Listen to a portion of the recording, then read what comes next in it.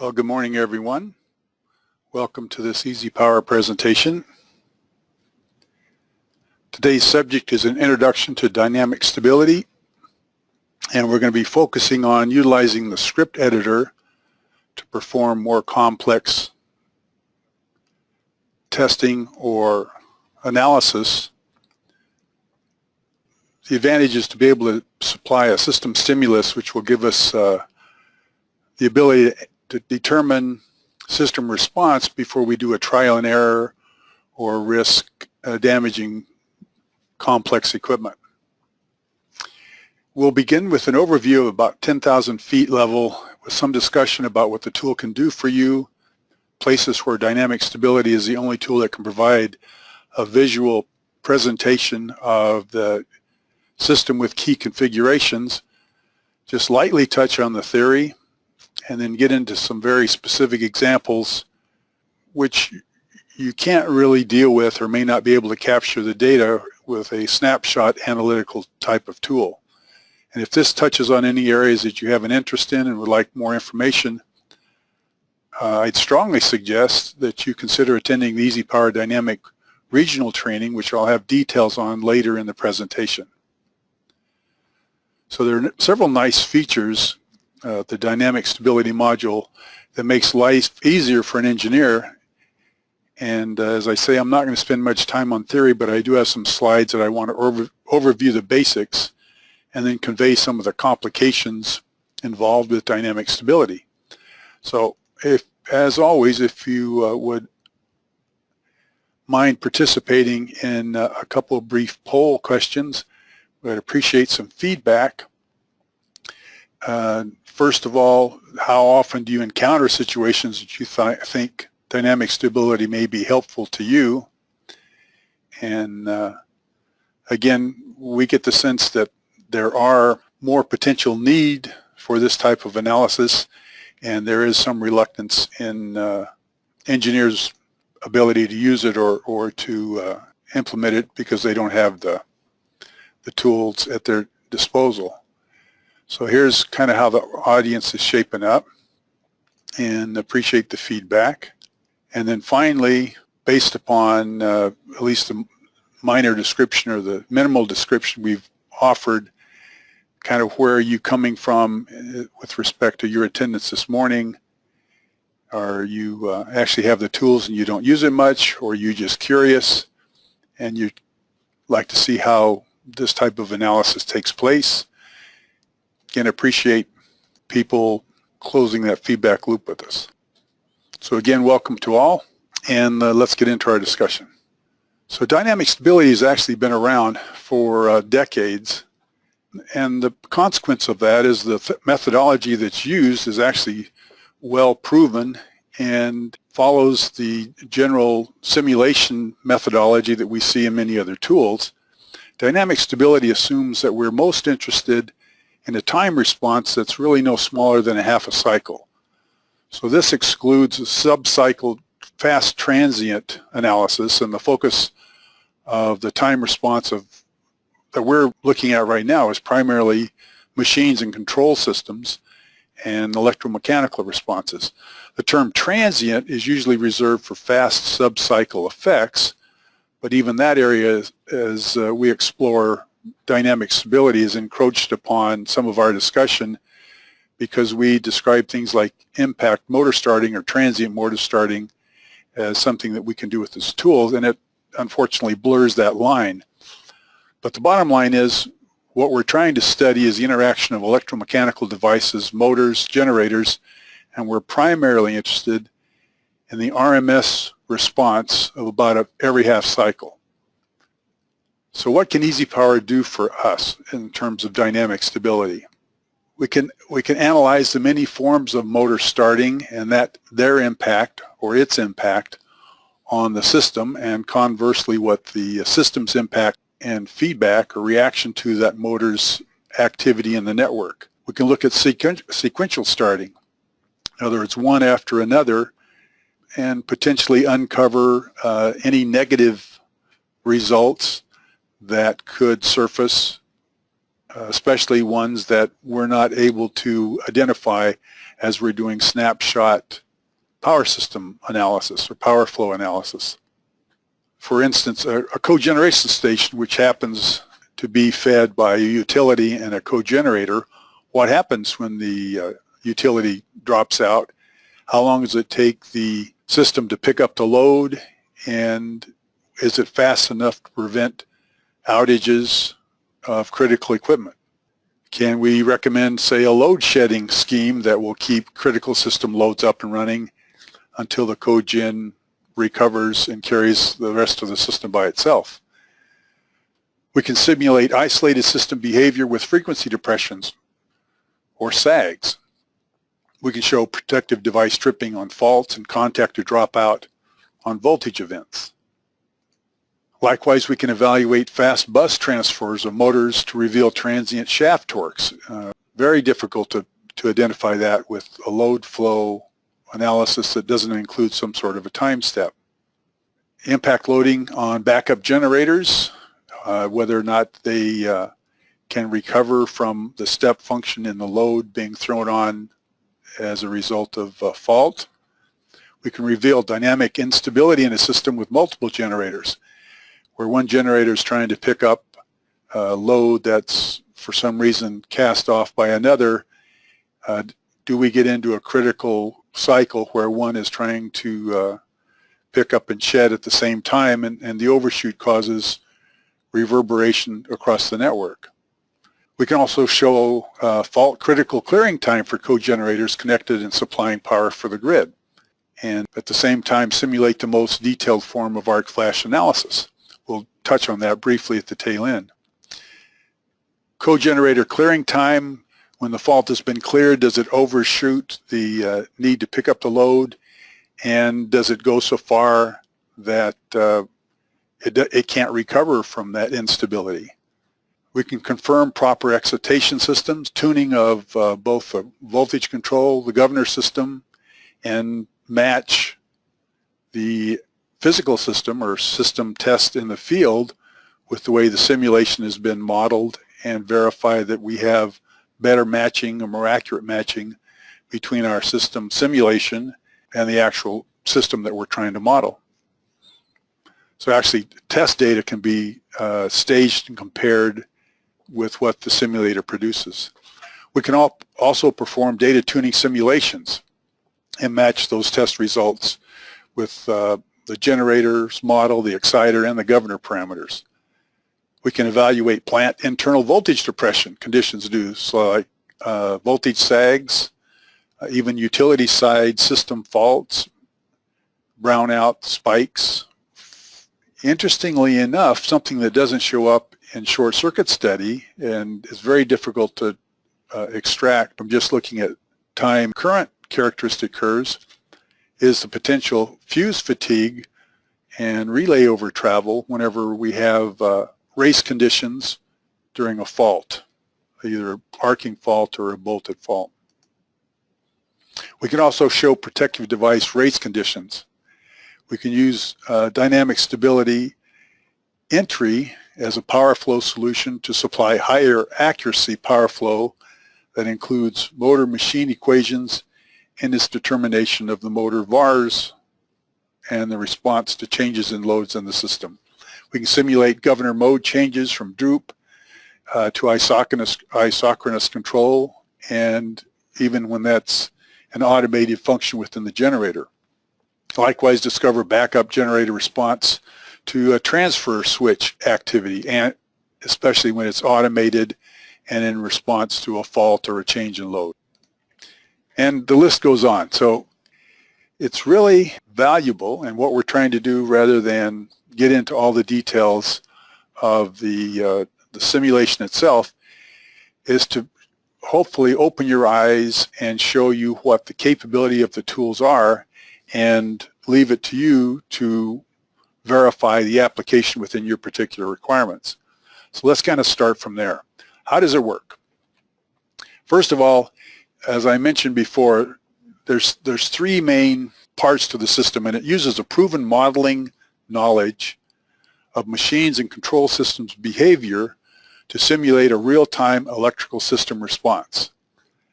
Now, a big part of this is the network, which is the cables, the transmission lines, the transformers, the busways, and etc., which link the models together. So each model, each machine, each generator, each element has a model that's been developed, and they are interconnected through the network, which is, in essence, the database that we've created as we do a one-line diagram or constructed a short circuit study for arc flash. And so it links together the models, which are the common three-phase balance domain. So just note, EasyPower dynamic stability uses a positive sequence, balanced, three-phase simulation. We're actually not working on or not utilizing an unbalanced system at this time, at least not yet. And then finally, EasyPower dynamic stability uses a method of numerical integration to progress systematically through time to give us this real-time simulation. So the models are built and function modularly, and they respond to clearly defined input and output parameters. Consequently, they react to the network via their terminal conditions and each other. For instance, generators, excitation systems, governors, motors, motor loads all connect to the system, and based upon their terminal conditions provide a change of state that then is connected back to the other models through the network.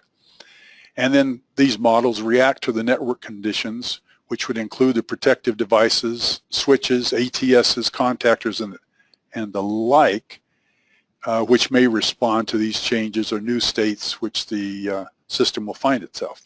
So the model types that we have and we'll see in the system are generators, generator excitation systems and governor systems, motors, several different types of motors, motor loads, all the power protector and protective devices which actually we have in the database for the most part already. And then we're adding the models of the transfer switches, over voltage, under voltage, over current, over frequency, and under frequency relay responses, which don't necessarily show up in the short circuit studies. So here's how it all's connected together. For instance, a generator system model would have the generator here, which is a rotating machine, and it's linked to the governor system. The governor system consists of both a governor simulator and a prime mover simulator or model. The excitation system model over here includes the automated voltage response, a regulator, an amplifier, an exciter, and an alternator, all enclosed or encapsulated in the excitation system model. And then some systems, we're not going to talk about it today, but some systems include power system stabilizers. So if you'll notice, there's specific linkage between each portions of this model that include the ability to provide the mechanical power to the generator model, and as a result, what the change in speed will result or come back from the rotating machine simulator. Likewise, the field current that goes to the excitation module will provide a response in field voltage, and this is connected to the network through a Thevenin equivalent impedance and an impact signal of Thevenin voltage, which can then show the result or the change due to the model's response. So likewise, the motor system model is similar, except it doesn't have the regulation included or the field controls included as we do in a generator. It does have an induction motor model and then responds to changes in speed and torque, mechanical torque from its rotating load. And again, this model will connect to the network through a Thevenin impedance and a Thevenin voltage that will be calculated at each time step. So the machine model features, all the machine models include frequency effects, voltage effects, saturation, and inertia effects. And we'll see that as we get into these examples. And most of these can be modified or affected even as we're stepping through the calculations by the functions in the script. So now we talk about the foundation being the network itself. The network is the connection between all these various models in our system.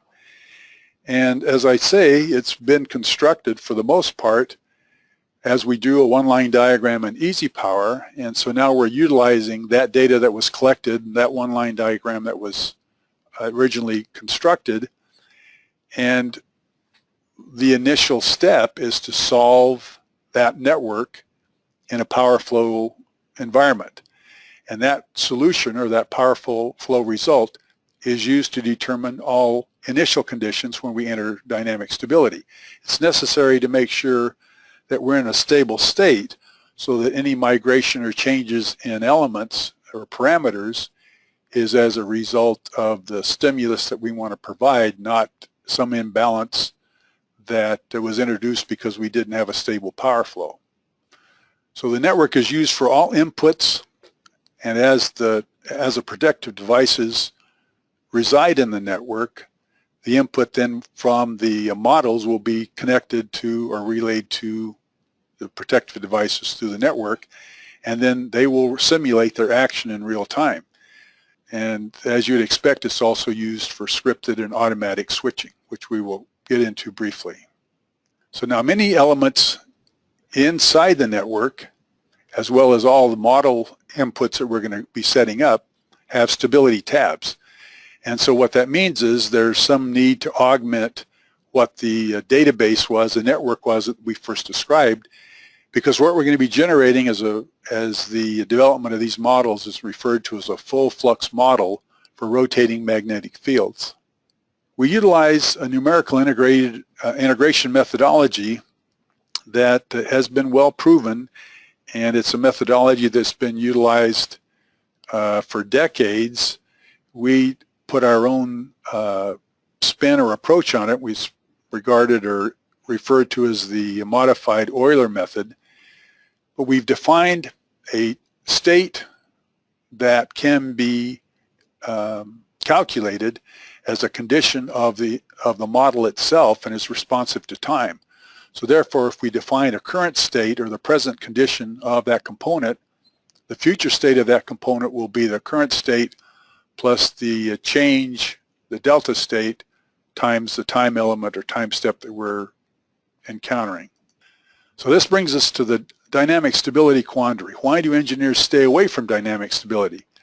And as we're kind of talking about this, you'll see we have a lot of data, and the initial short circuit analysis requires a fair amount of data to start with. And so, in my opinion, the primary reason that engineers shy away from dynamic stability is the fact that there is a need for far more detail in terms of data for generators, excitation systems, governor systems, motors, and more. For instance, if we just look at what's required to go into a model for a generator, we'll see that, and we've had exposure to these over time, but it's not something we use on a day-to-day basis, involving most of the sub-transient reactance parameters, and that's only the half of it. Then we get into the time constants for each of these parameters, and there's not always equal correlation between what manufacturers supply and in some cases what a simulation tool requires for input. So that's just the generators. If we look at the other elements in the system, including the governor systems, induction motors, synchronous motors, motor loads, and all the other elements we've been talking about, it does compound this problem about having or requiring data. So what we've proposed, or what we've done in terms of supporting dynamic stability, is we provide a library that has a significant amount of typical data as we pick up each one of these elements, and we're going to get into that in a fair amount here shortly. The value of the typical data is that at least you have a starting point and you can make a first order approximation of what the response will be, and as these are developed and refined, you can improve those parameters and the data that's been used as a typical starting point to improve or sanitize the data that you ultimately use for your simulation. So among other things, the data we already have is that protective device characteristics and TCCs, which are utilized for coordination and arc flash analysis. In each of the elements that we're describing, for instance, a motor data dialog box, there will be a stability tab, and by invoking motor modeling, the data for models for that motor can be entered, and we're going to show how to access the typical data library as we get into this. Likewise for generators.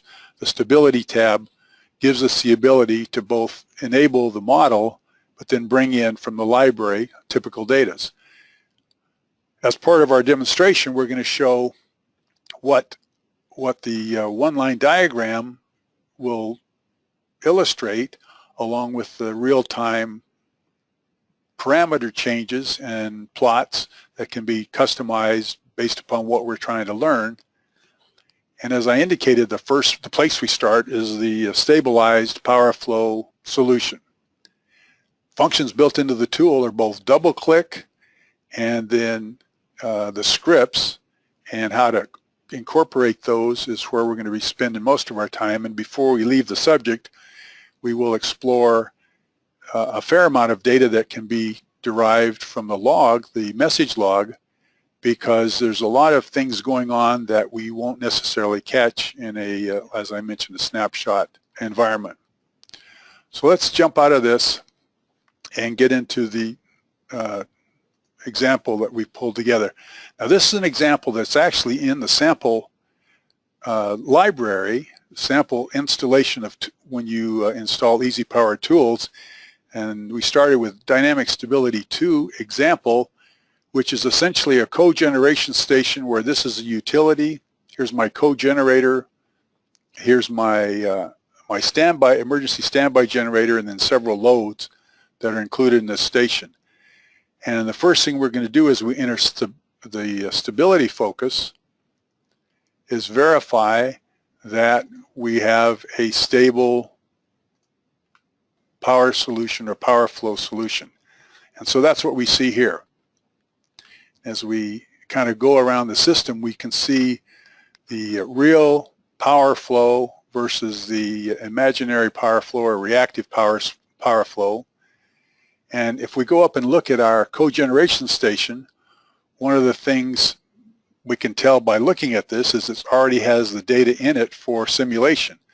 The elements for the model include the rotating machine, which is indicated by this rotor symbol, the AVR or excitation system, which is included by the winding or denoted by the winding, and then the regulation or feedback for the power control is indicated by this little bow tie looking system over here for our amplifier. Now let's just conduct a load step test. By double clicking on the excitation, what we see is an open loop step test that shows the terminal voltage coming from that cogen, its field voltage, and then what the VAR generation per unit is as a function of that input. Let's load step test the control system. We see the same type of response to the step load and the recovery. And you can see this over spikes, then comes back to a steady state condition. If we go down to our other system generator, we can perform the same. So all I'm doing is double clicking on the icon in that particular element. Again, the excitation system for emergency standby, this is much snappier and has less overshoot and a quicker response. And likewise, the response to the load step test on the regulator. Okay, so that's again built into the double click function of the tool itself. So let's go back now and add a motor. So we're going to go back from the stability focus to the database editor. And what we see here is a series of several voltage buses, and I'm going to come back from our ribbon input. We're going to add a motor on this 480 volt bus, and we're going to add a low voltage power circuit breaker. I'm going to copy exactly what we've seen here on the other loads to have the same breaker. And in this motor, now granted these are somewhat hypothetical because we're using large motors for our 480 volt bus, but let's say we want to look at a 500 horsepower motor. First of all, when we go into short circuit and calculate it, we can see that it's taking by default all the standard power factor and efficiency data that we have on the ANSI standard. As we enable the motor model, though, we have the ability to bring in library data. In this case, Rockwell has a large list of all the different motors in the library. And before I jump into that, let me show you essentially what the libraries have. So in the library, there's a specific nomenclature or a scheme for labeling each of the motors. So there's a type of motor, the horsepower, the synchronous RPM, and then what specific design code that is related to that model. So as we come back here and look at this, we'll see that we're going to look for, under the Rockwell, a 200, the largest one we have is a 200 horsepower, 1200 RPM motor. We're going to bring that in as our typical data. And in this case, we're going to say, yes, we want to override it because we want to try to work from this model that we have some amount of confidence in. And so now as we import that, by default, it gives us this speed squared for both starting and running load. And as that varies from 0 to 1, we'll end up with the same result, but we'll have a squared curve for the performance. Now, if we have a specific data sheet or the torque speed curve, we can actually bring that into the tool and digitize it from whatever the manufacturer's data sheet has given us. And this can be pulled in as a source of data, actually more accurate for our specific application. But in this case, we're going to start with our typical data model. Now, as we go back into dynamic stability, let's kind of widen up our screen a little bit. So the first thing we want to do is test what the effect of starting this motor is on the system. And just by looking at it, you can see the motor is already included as online and as part of the PowerFlow calculations that are being illustrated. So the first thing we want to do is to open and resolve. And as we do that, you can see the entire system has resolved the PowerFlow solution. That's the initialization point. Now another double-click function that's built into the tool, and the tool is smart enough to know that we're going to be operating a breaker in line with the motor, is by double-clicking on it. And now this shows us the simulated response over time of applying full voltage to this motor. We see there was a voltage sag, and then as it comes up to speed, the motor voltage, terminal voltage goes up to normal operations. So we have the terminal voltage, the current, per unit current, and it's high current as the motor comes up to speed and then drops down to quiescence. The motor speed is being shown, and then here's our electrical torque. Now you can see here that this takes approximately, we go for 1 second at stable operation, and then we start the motor, and the motor looks like it's up to speed right at about 2 seconds, which means we have a 1 second start time. Now, directly proportional to start is the function or the parameter, in this case of the motor, the inertia.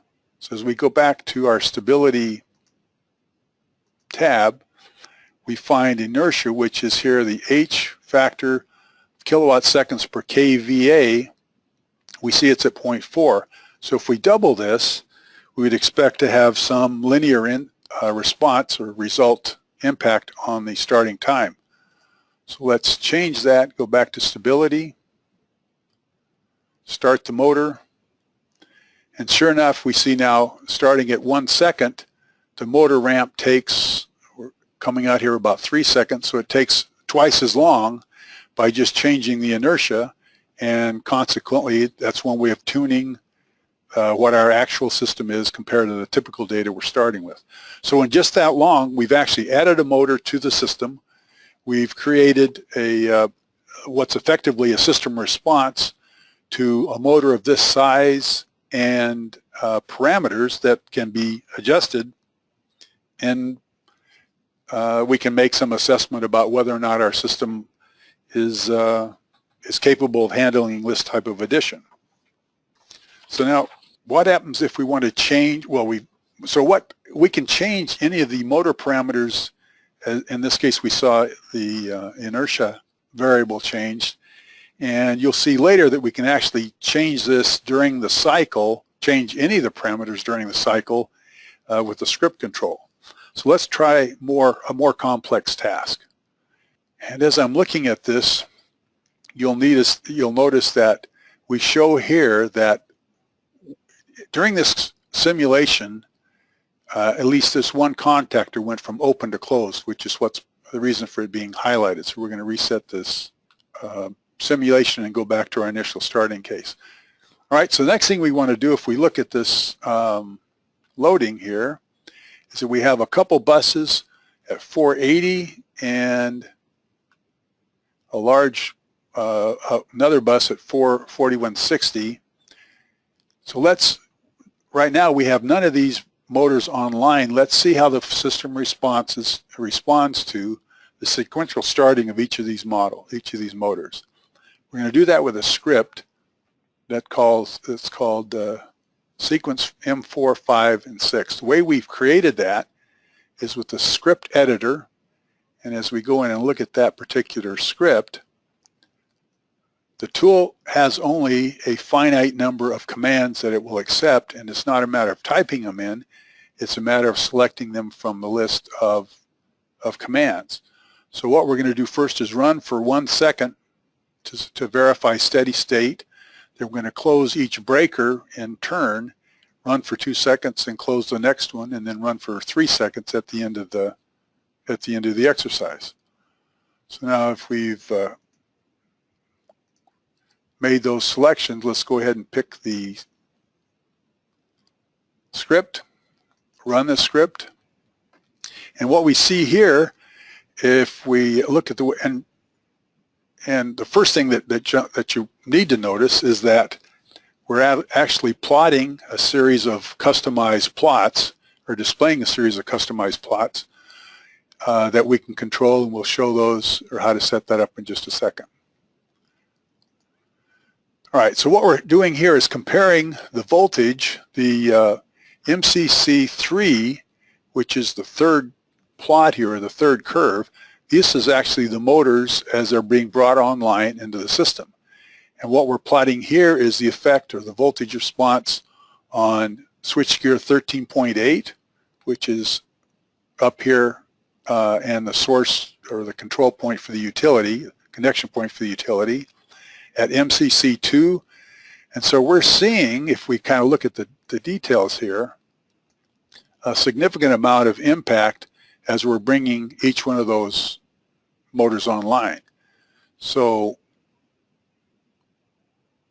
if we look at this, what else are we can also plot the, in this case, each of the motors' specific voltage and current spikes. Let's plot, we're looking at the cogeneration response to these motors coming online. We didn't point out earlier, but I'll get back to it in a second. The system initially starts out at a neutral position as far as the information, the data power coming from the utility. So we're pretty much at a null point between the power the utility's drawn, and we come back here and we look at the cogeneration connection point, it's generating about 6 megawatts. So as we run this simulation, it's responding in kind, and as we're looking at the cogeneration voltage, terminal voltage, you'll see that it droops when we see the load come on, the motor come online, and then it actually overshoots the voltage, system voltage, before it's brought back down, and again being driven by the field, the cogen field control. You can see it's overshoots, comes back under the quiescent point, responds again to the next motor coming online, and again it's what you'd expect or what you would hope to find. But one of the transactions that we didn't expect is the fact that we're actually getting voltage above the normal control level, in spite of the fact, and it affects even the other motors on subsequent or sister buses. So this first one is a utility bus. The second one's MCC2, which is another 480 volt bus, and then even the 4000 volt bus. Let's look back down here.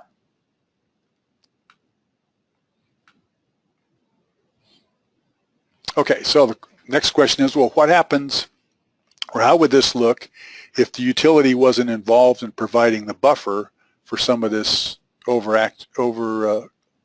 compensation? So we come up with another script now. Instead of just running the sequence of motors, the first thing we want to do is drop the utility.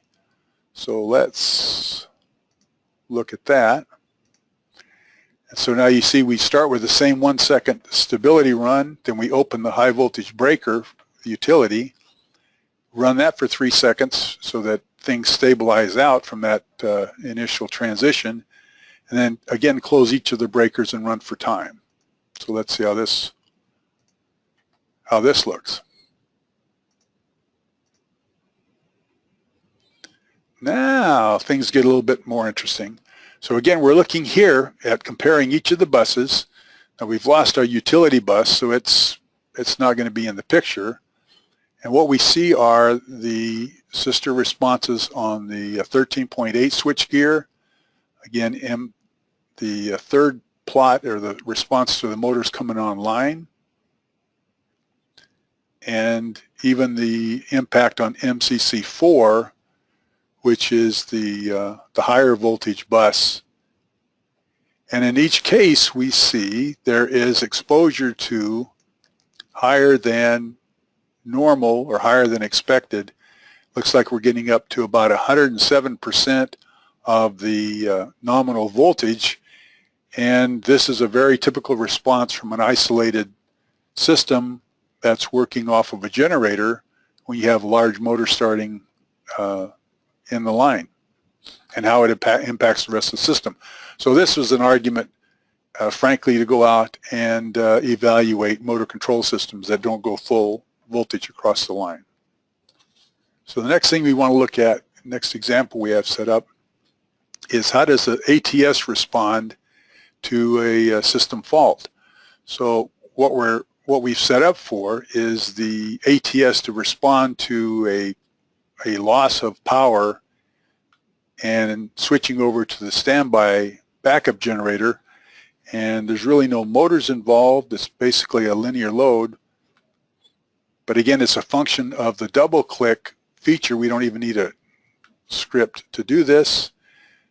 So we're going to fault the bus up here, expect it to be cleared probably by this fuse.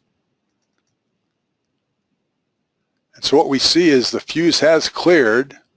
We've lost voltage on this bus, and we show in the auto plot effectively on this bus that we're looking at a loss of voltage in the current spike that would be the fault. But if we plot the response on the ATS, we see now it's transferred over to the other side, and what we're looking at here is the terminal voltage on the standby generator, again where it comes online It accepts the switch over of the voltage to the standby condition. The current pickup, the speed pickup, or impact on the speed, the field as the load starts to stabilize, and it seems to recover, transferring over that load within a fairly short period of time. So that's essentially what we're showing here between plots 3 and 4. Plots 3 being the cogen terminal generation, terminal voltage during the fault, and then we delay subsequent changes there because we have the standby generator coming up after it gets up to speed. Now, part of the, as I mentioned before, part of the advantage of having the tools is being able to see what's going on behind the scenes as each one of these elements take place. And that's the function of the message log. So what we're showing here is from the time we had a bus fault that the contactors picked up. We'll see if we come back over here during this transition. The contactors picked up but didn't fault out. The relays picked up on overcurrent.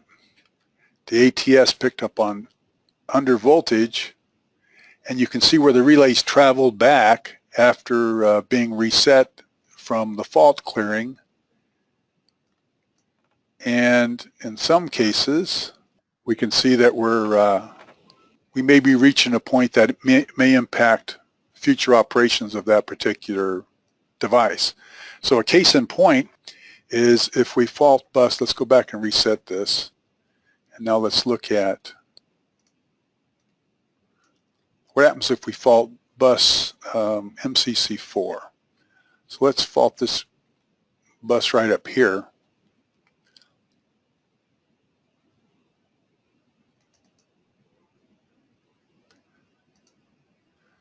All right, so here's the plots right now for the cogen and what happens to the load as a result of that particular fault, and how it recovers. Actually, the field collapses and then goes through recovery to bring the rest of the loads online.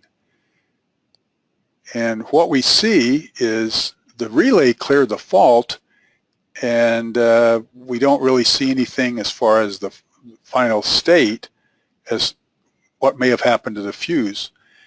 However, if we go to the message log and get into this, we see that the fuse that I'm looking for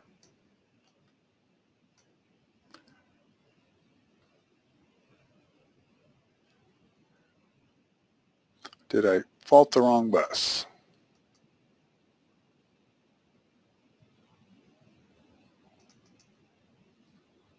Let's try that again. So what happens if the bus faults here? So again, the relay cleared the fault. We still didn't have any fuses to clear, but we can see here we have a fuse that reset at 74% of its trip curve, which means this fuse potentially is fatigued, and we may not be able to depend upon it operating normally or per the spec if it's dependent upon to clear a fault in the future. Again, not something that necessarily shows up on a TC curve. So I find that pretty interesting. It's something that you wouldn't think to look for. Okay, so this next one is pretty cool. The next one's a voltage sag, and the question is, how will our system respond to a, let's kind of go out to the whole one-line diagram.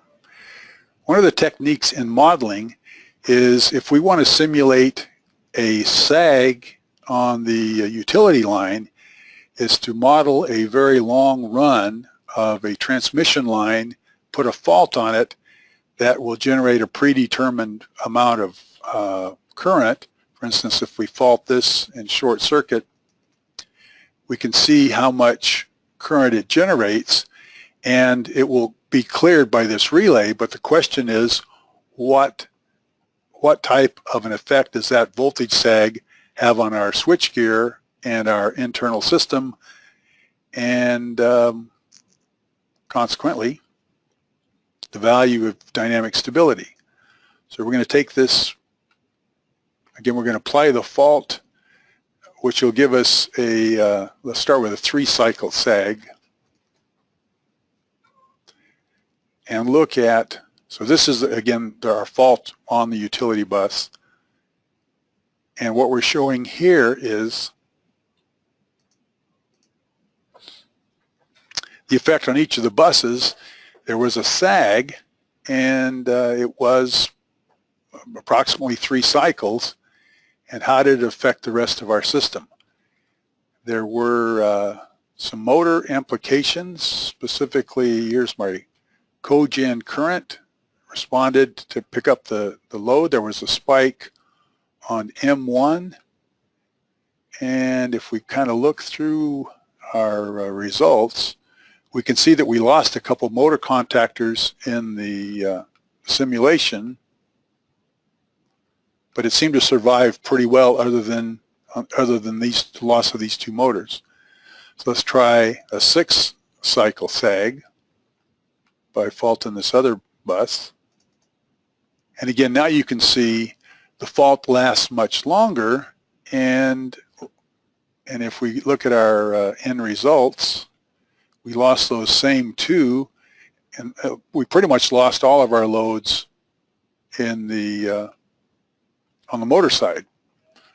So again, we're examining how the system responds to sags, which is not that relevant to short circuit, strictly a short circuit analysis. All right, so one more thing I want to do as we get into writing a script. See what other scripts I had.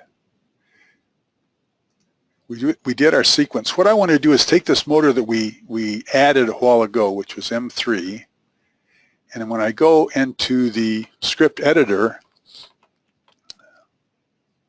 I'm going to go back to my database editor, open up this particular motor characterization data dialog box, and as I look at my stability tab, I want to modify some of these parameters, and the way I do that is I right-click, export it to Excel, and let's open it up.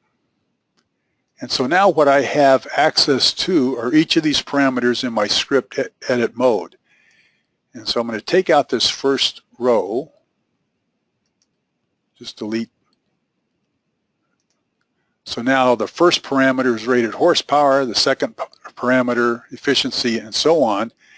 And I'm going to assume, I'm going to ask myself, how can I simulate a condition of the motor starting when I have, let's say, a load that changes, let's say a clutch that changes the torque on the load, provided the feedback from the load to the motor.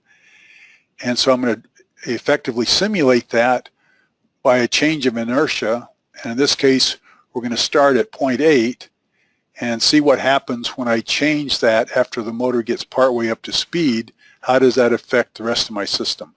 So to do that, I'm going to write a script. So let's go back into dynamic stability. We're going to be working on BL3. Let's go ahead and close and resolve it. Now we're going to write a new script. Let's call this load change. Now, you may have a better presentation of what this, a better way to simulate this, but this is just a for instance on what the tool can do. So the first thing we want to do is run for a specific time, and that's 1 second. Next, we want to start the motor. So I guess I want to go back and open that up.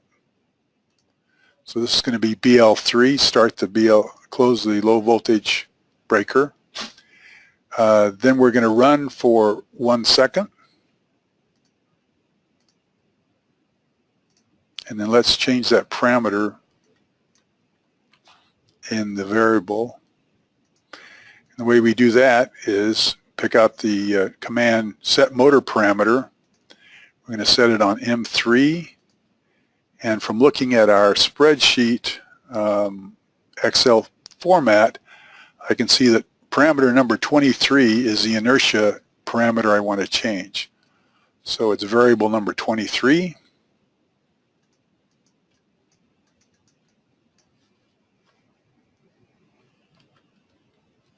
And we're going to change it to something much larger, let's say 1.5.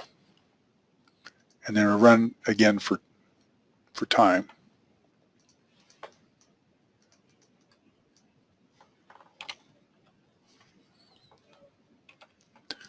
All right. So we need to close that. Let's go ahead and open and reclose, resolve. Take out our data view, pick out the script we just wrote. Now at the same time we're going to plot some new curves. So let's see, what we want to do is define new plots. Let's pick out condition of our motor.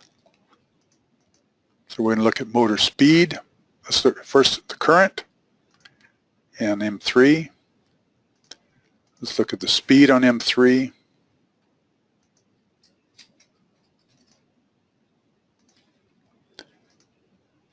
And then while we're at it, let's look at the torque and per unit.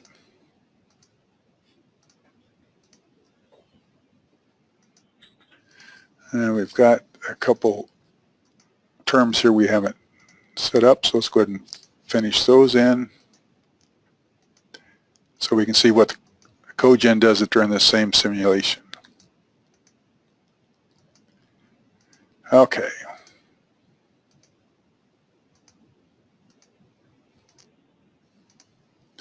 So we have something with 6. Let's go back and do it. All right, so the motor's open. We're going to run our load change script and see what the results are as far as the motor's operation. All right, so again, we start at with one value of the inertia, and then halfway through the start cycle, or most of the way through the start cycle, we make the adjustment there. So what we see are the current that's delivered to the motor over time. It's electrical torque that's being provided, and it's a response to that change in loading. And it's not, frankly, not what I expected. So it's something of an eye-opener at the same time. We can see what the impact is on our cogeneration for having this change in load, how it's going to affect the rest of the system. And again, we just saved ourselves a fair amount of money if the experiment had turned out bad for the system. Okay, so that's, I guess, the one last thing I wanted to do was to go in and do an arc flash. So now we've shown the script. We also want to end up with doing kind of a calculated arc flash using EasyPower options. Just while I'm here, this is where we can control all the parameters of the dynamic stability. So as we were double clicking on different elements, this is what determines what's shown in what the operation is and what's shown in our auto plot here. And then when we're going to calculate arc flash, we're going to use arc flash simulation for faults. We're going to use 100% arcing current. I'm going to go ahead and apply this. And now as we go back to our system, let's come up here to our 13.8 bus and double click on it. And what we expect to see is the simulation of an arcing fault on this bus, what happens to the, in this case we're plotting the cogen response to it. You can see that the arcing current was supplied by the cogen until it started to recover. So here's the voltage, the current, the cogen speed, and the mechanical power. We plotted, here's the arc flash itself on the switchgear bus, and the significance is this is the actual current, excuse me, so the voltage on the bus and the actual current during the fault, and you can see where the different parameters, the cogen tried to keep the fault current up until the relay tripped off, and then there's the PPE, or excuse me, the incident energy that's being calculated for that time, and all of this is being shown in our log down here at the bottom. So what would happen if we go back to our options and select 85% arcing current and run the same result, fault that bus,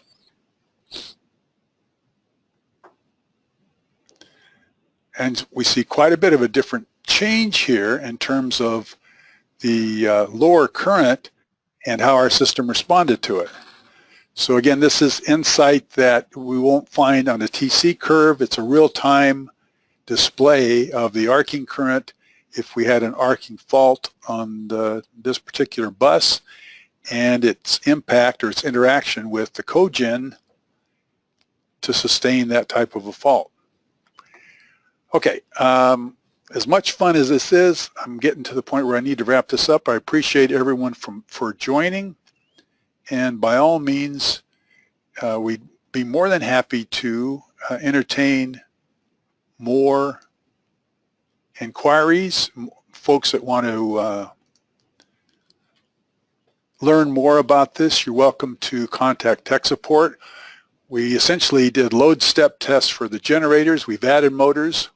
We use the library data for typical motor response. We've illustrated the double-click functions. We've changed motor parameters in the file, in the typical data file. We've used scripts to craft complex sequence of events. We've shown how to simulate an ATS conversion or convert over.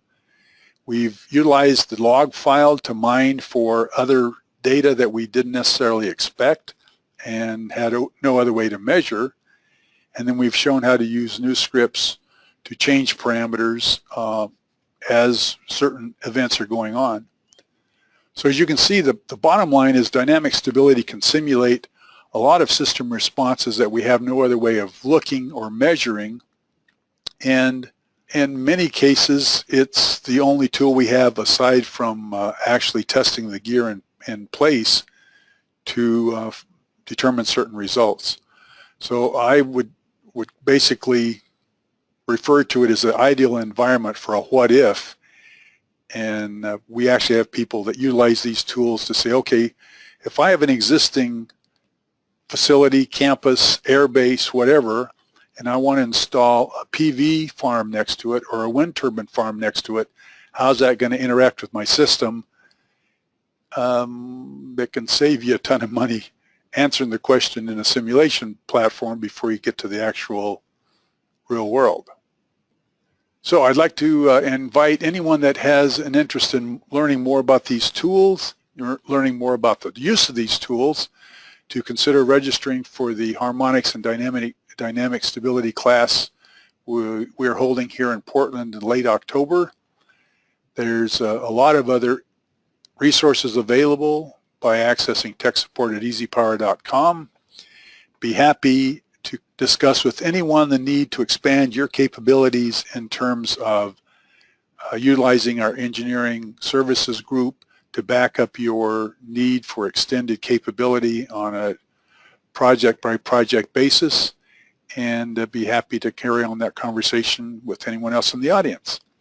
Sorry, I see there's several questions, and I'm apologizing for not having the time to get to them right now, but certainly anyone that's entered questions, I'd be more than happy to, we will answer offline, and I appreciate everyone for attending. Have a good day, and we'll talk to you down the road.